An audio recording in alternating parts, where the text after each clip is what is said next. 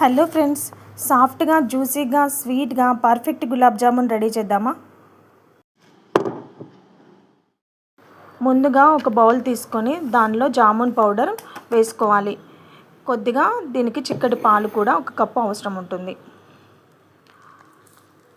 Gulab jam powder, పంచదార, నెయ్యి లేదంటే నూనె, పాలు, ఇలాచీ పౌడర్ తీసుకోవాలి. ఇలాచీని ఇలా పౌడర్ చేసుకోవచ్చు చిన్న రోట్లో.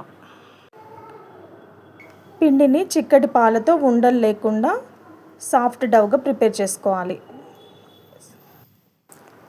ఇలా నేను చూపిస్తున్న విధంగా సాఫ్ట్గా ప్రిపేర్ చేసుకొని దీనిపైన వెట్ టిష్యూని కవర్ చేసుకోవాలి, గాలి ఆడకుండా ఒక 10 minutes వరకు. 5 to 10 minutes తర్వాత పిండిని ఈజీగా బాల్స్ ఇలా చాక్తో కట్ చేస్తూ బాల్స్ లాగా ప్రిపేర్ చేసుకోవాలి. ఇలా చాక్తో కట్ చేయడం వల్ల ఈజీగా బాల్స్ వస్తాయి, టైం కిల్ అవ్వకుండా. ఇలా బాల్స్ అన్ని ప్రిపేర్ చేసుకున్న తర్వాత స్టవ్ వెలిగించి మనం పంచదార పాకం ప్రిపేర్ చేసుకోవాలి. దీనికోసం 1 కప్పు పిండి ఉంటే 2 కప్పుల పంచదార తీసుకోవాలి.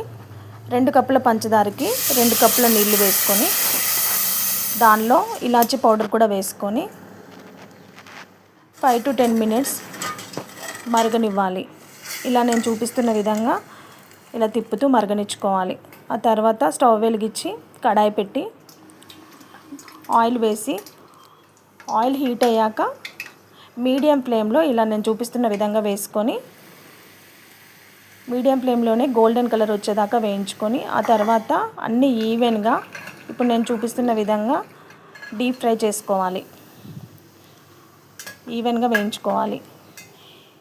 ఈ వేగిన జామున్స్ అన్నిటిని పంచదార పాకంలో వేసేయాలి. వేడివేడిగా ఉన్న పంచదార పాకంలోనే వేసేయాలి.